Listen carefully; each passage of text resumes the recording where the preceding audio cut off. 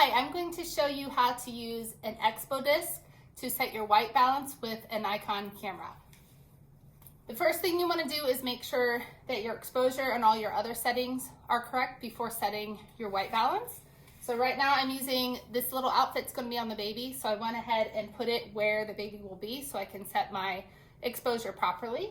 And I've already done that, and I'm shooting at 1/200, 2.8, and 160 for my ISO, and my light is about at not quite at 256, but in between 128 and 256, so very low. My light's very low.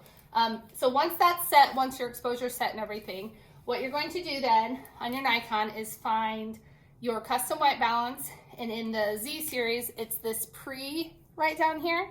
So you're gonna click on that, and then you're gonna hold it in until you get a little like flashing. Here it says pre. I know in some older models it'll say measure or sample, something like that. And then what you're gonna do is hold your ExpoDisc. I got the large one. I think it's for 85, but even if you have a smaller lens, you can just hold it right over top.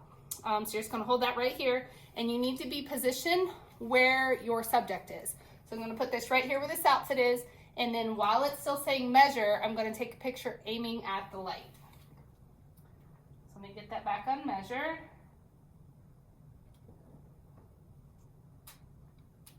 So you take a picture, and then it will either say good or data acquired right on the front, and that's how you know that it took in the information and your white balance is going to be set properly. And then you wanna make sure that you get off of this setting before you start taking pictures, or it'll just keep measuring. So then you just click this eye to get rid of that.